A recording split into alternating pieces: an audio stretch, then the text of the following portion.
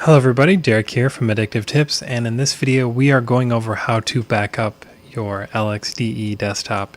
And when I say that, I mean your desktop settings, so the position of the panel, the look of it, not your personal documents and all of that. That's a totally different kind of backup. We're mainly talking about configuration files, and if you check the link in the description below, we cover how to back up and restore your icons along with it.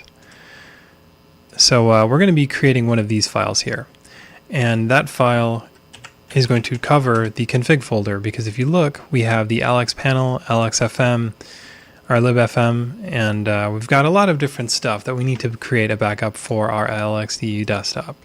And you do that by launching a terminal, and you write this command right here. It's tar czvf full backup.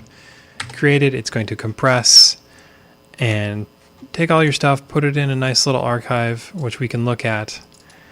And all of your stuff is safe and sound in here. You can take this and put it wherever you'd like. I would recommend going through the instructions, because we go over that you need to encrypt it because there are program files in it, like a browser and whatnot. But that being said, if you want to restore this, it's as simple as it is extracting it. So what we're going to do really quick, just to show you how it works, is I'm going to delete the configuration folder and hope things don't break. So now that that's gone, we can restore it from our backup. So the command for restoring the backup is just tar xzvf full backup tac c home folder and then strip components 2. Strip components basically deletes these two folders right here so that it only restores from this point on. So let's go ahead and do that. And there we go. Now we can see all of our stuff is back exactly where it was, and our LXDE desktop is completely backed up and restored, and that is how it works.